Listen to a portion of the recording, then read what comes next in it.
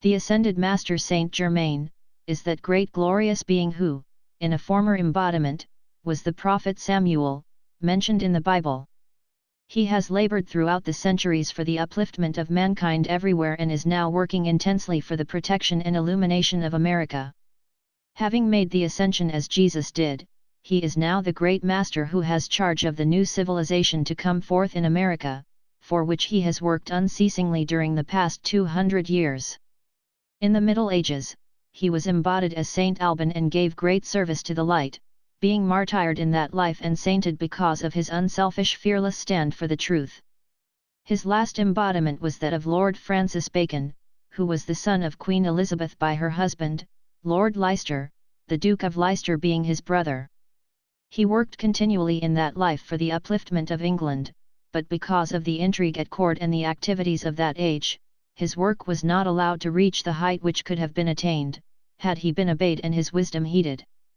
He did write the Shakespearean plays, and that is why there has always been the controversy concerning them. Throughout these plays runs continually the law of life for which he has always labored, and there are some 500 instances in which the acrostic of the name, Francis Bacon, appears in them. They also contain cipher code, giving the inner instruction of a school of initiates on the continent to which he belonged. He also wrote a book on cipher code which is still the world's authority. The name, William Shakespeare, under which he wrote the plays, signifies that it was the will of the I Am that he shake the spear of wisdom at the darkness of ignorance, which all through the centuries has been his special activity, for the blessing and illumination of every age in which he chose an embodiment. He was the one who inspired the people of Oberammergau to institute the custom of giving the Passion Play every 10 years, in gratitude to God for relief from the plagues and distress which had visited them in that locality. It is for this reason, that students everywhere should understand, that in no way are we trying to replace Jesus with Saint Germain. In the first place, who could? In the second, no ascended master ever does anything contrary to any other ascended master, for in the ascended state, all is one perfect divine activity and the cooperation is one of deepest love and harmony, but the masters do not do each other's work and each gives a service to our earth with which no other master interferes.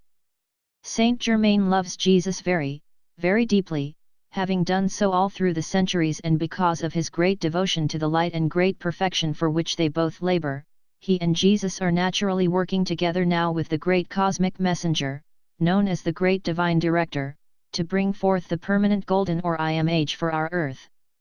This begins with the new civilization that is destined to come forth in America. Jesus gave the public example of the ascension and made the living, pulsating, etheric record in the atmosphere of this planet, which stands as a magnet of light drawing all mankind upward until they make the ascension also. In making this cosmic record of his ascension, he gave a service to our earth that no other master has ever given or ever will give, but Saint Germain, being the Lord of the seventh ray, which is the activity of the violet ray and the controlling directing intelligence for the new cycle of 10,000 years, is the great ascended master who has been chosen to work with the great divine director and Jesus to design and bring forth the perfection and new civilization that is to be the permanent condition on our earth in the future.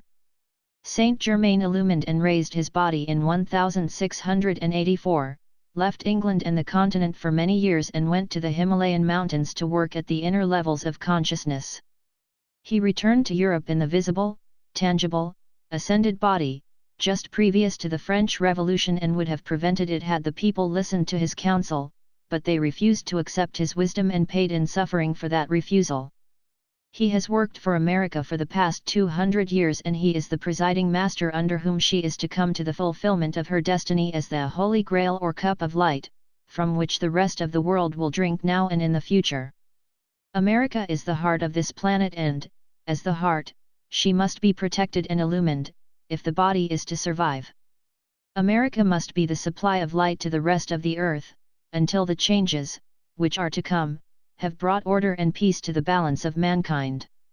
Saint Germain's service is given by the outpouring of his light and love to the people of America and the world, and also through their conscious cooperation with the ascended masters, the angelic host and the Legion of Light, for these are very, real, tangible beings whose love, light, and power transcend all human concepts.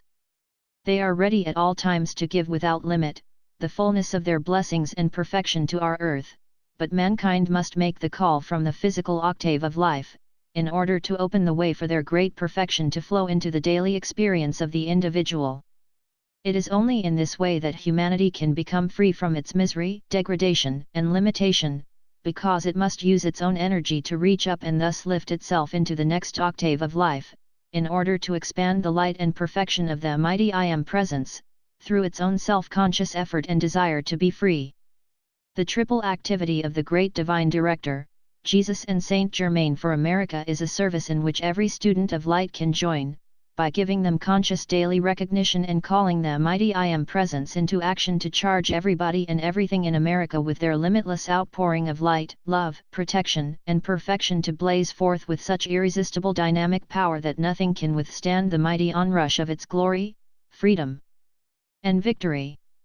We ask all in America to make this call daily with intense sincerity and feeling, that all may receive the most powerful assistance possible in the shortest time.